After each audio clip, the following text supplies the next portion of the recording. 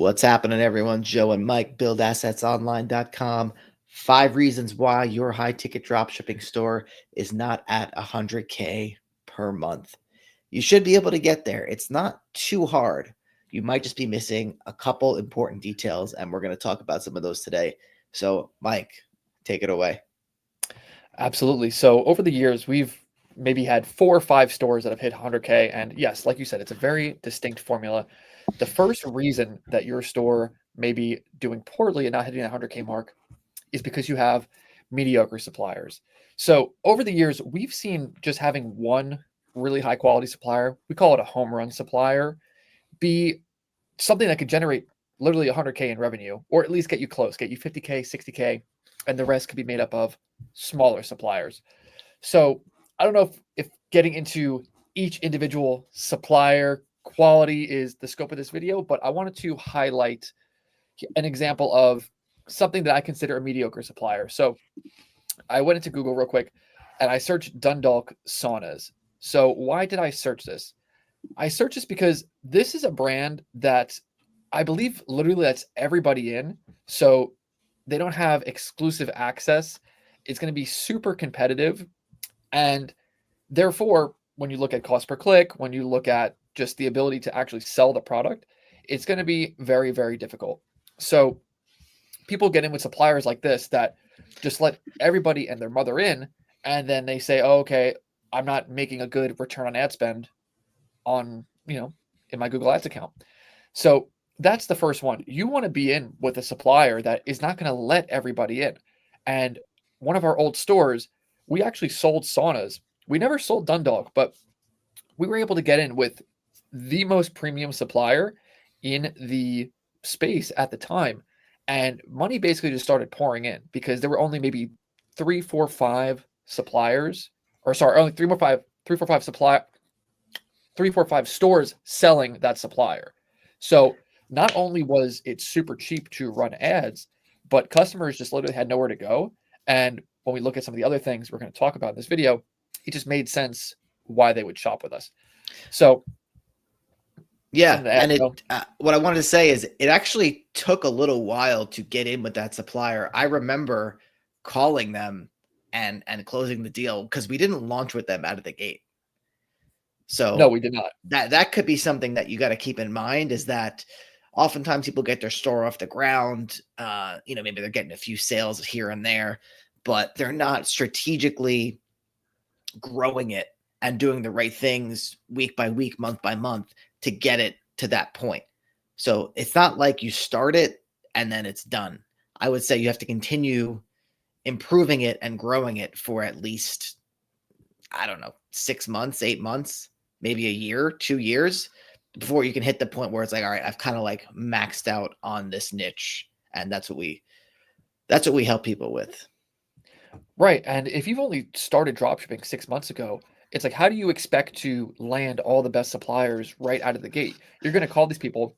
You're probably not going to sound great on the phone.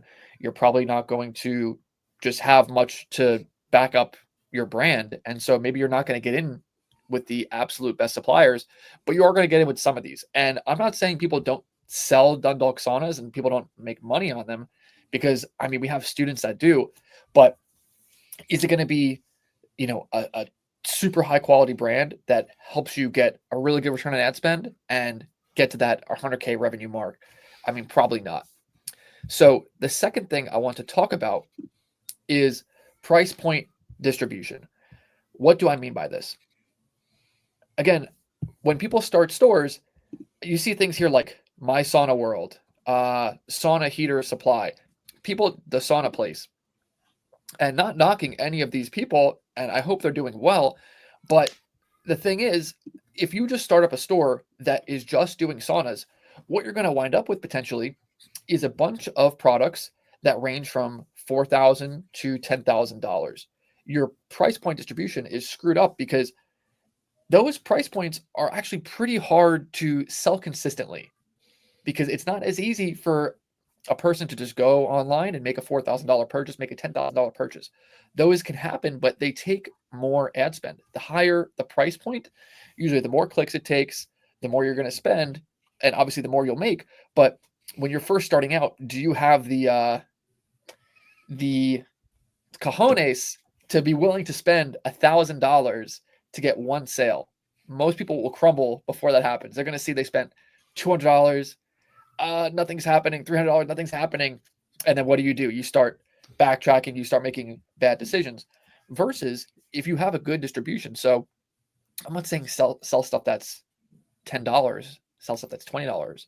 If you have a $200 product, you have $500 products, you have $1,000 products.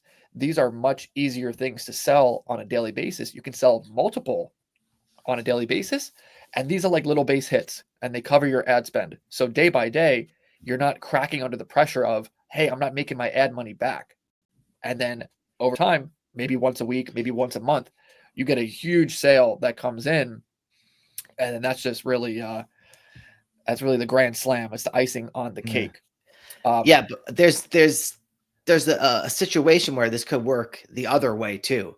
So if you sell a product that's too cheap, there's no way that you're going to be profitable on it just because of the nature of how much clicks can cost. So yeah, you're right. If you're selling something $10, $100, $200, it can be difficult to be profitable. It's easier to be profitable on the high ticket stuff, but like you said, you might reach that point where you're at a couple, maybe $1,000 in ad spend, and you're biting your nails, wondering if you're going to make that sale. And I want to show another example here. J&H saunas. We used to sell these as well. And here's the thing. These saunas were super low priced. And this sauna right here, this Joyous 2-person sauna, it looks like J&H basically cut. I see it. No, actually, no. I think J&H basically cut out every other seller. So we used to sell these at $9.99. Wow. And guess what?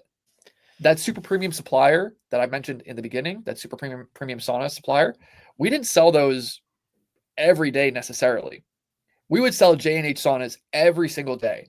And when holiday time came around and Q4 came around, we would sell 3, 4, 5 of these a day.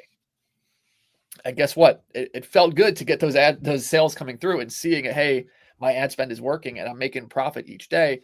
But then boom, that other really big sale would come through from the premium supplier, and that would be, multiple thousands of dollars profit.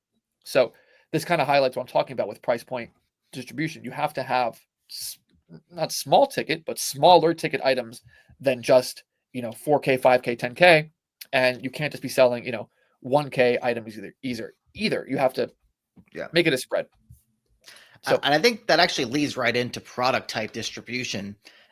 Speaking of saunas, so inside of our coaching program, we actually reveal our store that was selling the saunas that you're talking about, these J&H saunas, and eventually the other brand that we sold. But a big part of that store's success, it was one of the first stores we sold, I believe the second store we sold. A big part of the success was the product type distribution. And I remember exactly the day that we came up with how to do product type distribution the right way. Because our first store, which we're actually going to reveal in a free little video report that we don't have out yet, but stay tuned for that. Make sure you subscribe, and we'll probably talk about that in the next video. But anyway, that first store, it was really, really tightly focused around one product type. And that was the problem with it. So when we sold it, we didn't sell it for as much as the second store. But I remember we were kind of talking about eBay drop shipping, and people have all these, they'll list anything on eBay from Walmart or Amazon, and it was stupid. But I remember thinking wow, you could have such a big catalog and sell anything. And that's kind of, when we made our second store, we came up with this Goldilocks technique where the product type distribution is not too much, not too little, but just right. So on that store, we were selling saunas. We would also be selling other types of spa stuff. And that allowed for, more sales to come in more frequently, because it's just a whole different market that you're tapping into. Yes, I'm trying to pull up an example here. Actually, I have a different one I can pull up.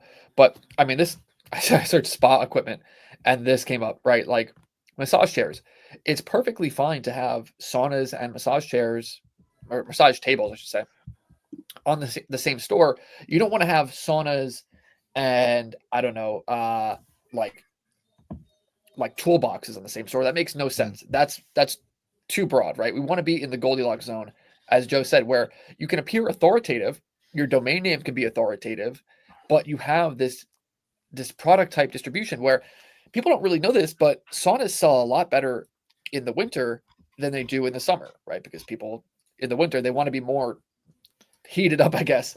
So different products sell more during different times of the year, and oftentimes also when you go after slightly different product types is you wind up getting a feel of different industries, right? Maybe saunas in and of themselves. I mean, saunas have been like the most popular drop shipping, high ticket drop shipping niche for so long that maybe it's just not the best thing to sell. And it may be hindering you from getting to 100K versus when you expand out just a little bit more and hey, you start getting into like, look at this elegance spa massage facial bed. I've never even heard of a facial bed until just now. Yeah. 479. We talk about price point distribution. So you might find that, hey, I'm starting to sell these things like crazy. And now you go down that rabbit hole of finding all the different facial bed suppliers. And that just winds up being something that really makes your store take off. Yeah. So let's move on here. On-site optimization, email capture, and call to action. Oh, call to action for contacting. Sorry about that. Yeah, this is a lot in one little thing here. Are you? Looks like you're changing screens, but I guess let's just touch on this very briefly. So when we're talking about email capture, there has to be a way where if someone's not going to buy, oh wow, look at that. That's a good example. When someone's going to not buy on your site, the next best thing you want them to do is put in their email. And then you got to be emailing them. You got to be following up with them. We have a whole sequence for that and kind of a cadence which we follow for emailing. But yeah, and the other thing is call to action for contacting, which I'm not really. I see some of it on this site. It is there. They have their phone number at the top, but I feel like they could be doing a little better with this. They do have the live chat, which is nice. Interesting. But so they do actually an okay job. I don't know this person's website or I don't know who this person is, but this actually there's some things I would nitpick here, especially like $100 off. Again, it goes back to what we were saying with the price point distribution. If somebody's buying a $6,900 sauna, is $100 going to move the needle for them and get them to actually put in their email and then be able to continually market to them? I don't know. Are they doing the right things to get people to call them? I mean, I see one thing here. There's this live chat option here, but you'd really be surprised how much this makes a difference because, especially at these higher price points, people need more interaction. They need to talk with you. They need to really understand exactly how the sales process is going to work. And I find the best thing to do, rather than just trying to go crazy with like conversion rate optimization, where this add to cart button is this color, and that stuff can move the needle. But what's going to move the needle more is getting them down the funnel. If somebody is just landing on your website and they're visiting and they click off, guess what? The likelihood that they come back and buy from you is extremely low compared to if they live chat you, if they call you, if they sign up for email. All these things actually exponentially increase your conversion rate compared to any like sort of little on-site tweaks you would do. Yeah. Yeah. And so let's talk about ad spend. Last but not least, actually opposite of least, it's the most important here. Right. So again, if you don't have great suppliers and you're kind of fiddling around and you're stuck with, not making good margins on stuff, then this might be not that easy to implement. But the fact is this: if you're spending $1,000 a month on ads, the likelihood that you're going to make 100K back is extremely low. That's a 100x return on ad spend. People don't realize this. People don't think about this. In order to increase your revenue, you have to increase your ad spend. If you're going to hit 100K in revenue, we like to use return on ad spend as a healthy metric when looking at your account, right? So our students and ourselves get at least a 10x return on ad spend in our account. Otherwise, something is wrong and it needs to be addressed. And usually you can pick apart, hey, maybe I'm wasting ad spend here, maybe the supplier sucks, etc. But 10x should be kind of the worst case. That means worst case scenario, to get to 100x, or sorry, to get to 100k in sales, you need to be spending 10k in ads. Maybe you could spend 5k, maybe you could spend 7k, but this is something that you need to work towards. Don't just do it day one. First month, maybe you start out a few hundred. Next month, 1,000. Next month, 3,000, and you slowly go up and up and up as you find, what price points are selling best for you, what suppliers are selling best for you. You start to get into those hidden product types that we talked about. And then over and over and over, you're increasing that ad spend profitably to get to that mark where you're going to get to 100k in sales. Yes. And if you want to work with us to scale your ad spend, improve your site, work on everything we've talked about in this video, you've got a high ticket dropshipping store. It's maybe making 1K a month, 2K a month, 10K a month. You're not at that 100K a month mark. That's the place to go, buildassetsonline.com. Any last words, Mike? That's it. We've seen people come in with, little sales, 10K, 30K, and it's really crazy with just some small tweaks, getting a couple new suppliers the right way, how fast things can go to the moon. So buildassetsonline.com, check it out, see if it's for you. You could take it or leave it, but as always, take it easy.